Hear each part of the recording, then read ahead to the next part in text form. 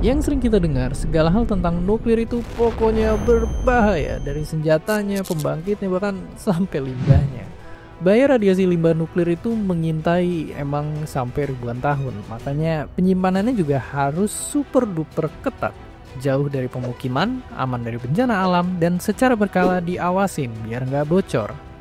Oke, kayak misalnya yang pernah kejadian di Rusia puluhan tahun lalu. Tangki penyimpanan limbah nuklir memanas, meledak, dan melepaskan bertonton radiasi ke udara. Awan gelap beracun terbentuk dan terbawa angin ke arah pemukiman, menyelimuti daerah yang lebih luas daripada Jakarta. Dan ngerinya, pemerintah Rusia ngerahasiain ini semua dan penduduk yang gak tahu apa-apa tetap ngejalanin kegiatan sehari-hari tanpa curiga. Dan bener aja beberapa bulan kemudian orang pada ngalamin rambut rontok, kulit mereka makin melepuh, dan kasus kanker meningkat.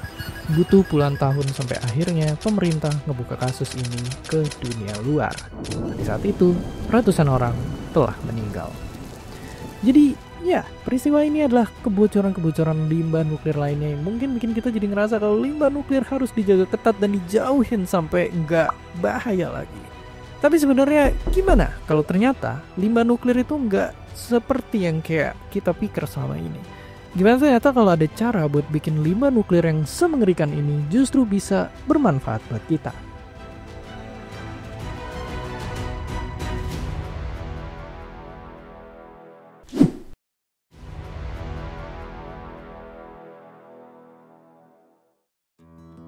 Ternyata kita bisa ngedaur ulang limbah nuklir dan bikin dia jadi lebih aman. Oke, biar benar-benar ngerti, kita harus tahu dulu kalau limbah nuklir itu bahaya karena sifatnya itu radioaktif. Alias punya banyak atom yang dia tuh nggak stabil. Mereka ini bakal ngelepas partikel dan energi dalam bentuk radiasi yang bisa nembus sel tubuh kita dan ngerusak DNA kita akhirnya.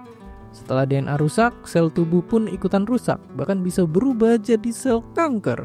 Karena ini, limbah nuklir itu biasanya harus disimpan dulu selama ratusan ribu tahun sebelum benar-benar aman. Nah, di dalam proses daur ulang limbah nuklir, bagian yang masih radioaktif diambil buat diolah lebih lanjut. Akibatnya, durasi penyimpanan limbah yang udah diolah tadi jadi jauh berkurang. Dan gak cuma itu, sebenarnya para peneliti ngedaur ulang limbah nuklir buat ngedapetin energi. Walaupun cuma sisaan, tapi energi yang dihasilin ini tuh sebenarnya nggak sedikit. Karena kalau menurut peneliti satu ini, limbah nuklir yang sekarang ada di Amerika aja itu ternyata bisa nyalain listrik penduduk Amerika selama 100 tahun. Kalau di Indonesia, listrik segitu bisa dipakai lebih dari 1000 tahun.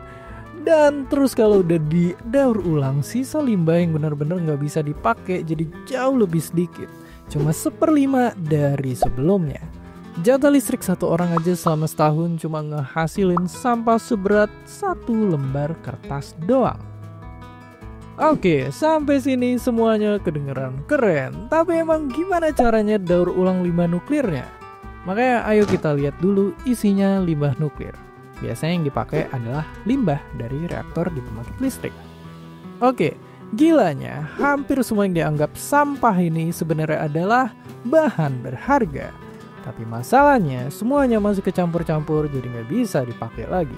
Nah, tugas pertama kita adalah misah-misahin mereka harta karun kita. Gimana caranya? Pakai listrik. Limbah nuklir dimasukin ke cairan garam dan dialirin listrik kayak gini. Harta karun kita bakal nempel sama logam ini, sedangkan sisanya nempel di logam yang satu ini. Atau bisa juga nggak pakai listrik. Limbah nuklir dilarutin pakai cairan asam, terus ditambahin pelarut biar bahan berharganya ngendap. Oke, kita udah berhasil dapat bahan berharga yang kita mau. Selanjutnya, gimana cara ngubah ini semua jadi energi?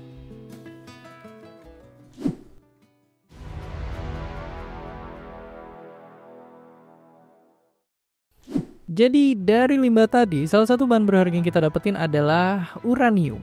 Inilah yang bisa dimanfaatin jadi sumber energi.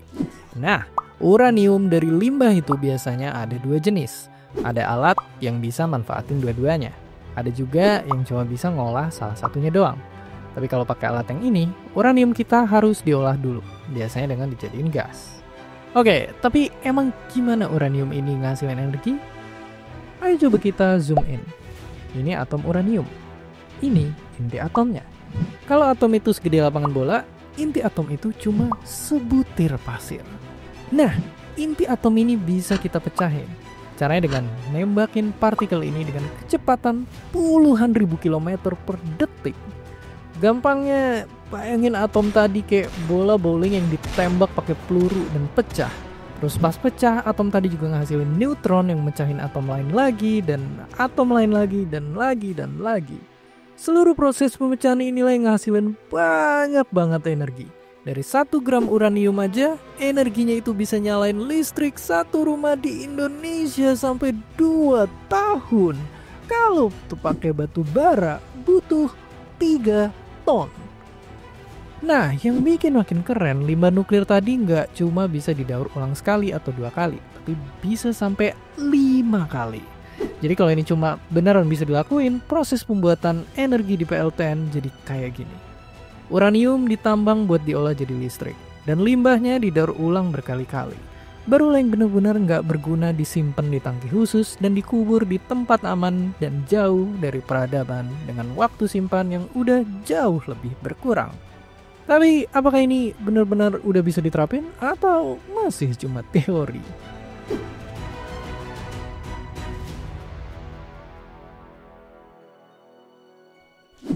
Ternyata udah banyak negara yang coba nerapin ini. Misalnya negeri Abang Sam. Ada lab yang bilang kalau mereka itu udah punya teknologi daur ulang nuklir. Bahkan sejak puluhan tahun lalu. Mereka ini berhasil ngembangin reaktor canggih yang bisa ngolah limbah nuklir. Terus ada juga lab ini yang punya klaim serupa. Tapi ternyata mereka kepentok sama beberapa masalah. Yang pertama, pendanaan. Ternyata lebih murah buat beli uranium baru dibandingin susah-susah misahin dari limbah. Harganya lebih mahal, hampir 2 kali lipat. Udah mahal, caranya juga relatif lebih susah. Selain itu, sebenarnya banyak juga yang khawatir hasil daur ulangnya itu disalahgunain. Soalnya pemisahan limbah ini juga ngasilin atom yang dipakai buat bom nuklir. Banyak yang takut ada oknum punya akses ke sini dan malah make hasil daur ulang tadi buat ngebikin senjata. Tapi tahun segini pemerintah Amerika ngeluncurin program yang ngasih dana puluhan juta dolar buat bikin teknologi yang lebih canggih dan prosesnya lebih murah. Oke, itu di Amerika. Faktanya ada negara yang udah beneran dapetin listrik dari limbah nuklir. Prancis. Ada perusahaan yang udah punya beberapa tempat buat ngolah limbah nuklir, terpisah dari pembangkit listriknya. Dan kerennya, ini bahkan udah jadi sumber pasokan listrik warga di sana. Jadi kalau di rumah ada 10 lampu, salah satu yang dapetin energi dari limbah nuklir. Walau tetap aja prosesnya nggak murah, tapi semua ini didukung penuh sama pemerintah Prancis. Makanya sekarang Prancis jadi pelopor pengembangan daur ulang limbah nuklir, diikutin sama negara-negara lain. Oke, Amerika udah nyoba daur ulang limbah nuklir. Prancis bahkan udah nerapin. Gimana dengan negara kita tercinta? Iya, di saat negara lain sibuk mikirin gimana ngolah limbah nuklir, negara kita masih nggak punya pembangkit nuklir. Di Indonesia emang udah ada 3 reaktor nuklir, tapi belum ada yang dipakai buat bikin sumber listrik di rumah-rumah kita. Padahal penelitiannya udah ada nggak lama sejak Indonesia merdeka. Tapi sampai sekarang mimpi energi nuklir masih cuma sebatas itu, penelitian. Sebenarnya kata pemerintah kita, dalam waktu dekat kita tuh udah bisa punya energi nuklir. Tapi lucunya, belasan tahun lalu pun mereka juga masih bilang hal yang sama. Jadi di sisi lain emang gak bisa dipungkirin kalau nuklir masih banyak diraguin sama berbagai pihak. Ada yang nyuarain keresahan soal pengelolaan limbahnya, ada juga yang takut sama risiko ledakan gara-gara pengelolaan yang gak bener. Dan perdebatan seputar energi nuklir itu sebenarnya nggak hitam putih dan banyak yang harus dipikirin matang-matang sebelum ngambil keputusan. Tapi yang jelas waktu kita makin terbatas. Energi kotor harus segera ditinggalin. Pokoknya demi bumi yang lebih bersih. Pilihan kita sekarang lah yang bakal nentuin dunia kita akan kayak apa di masa depan. Dan seperti biasa, terima kasih.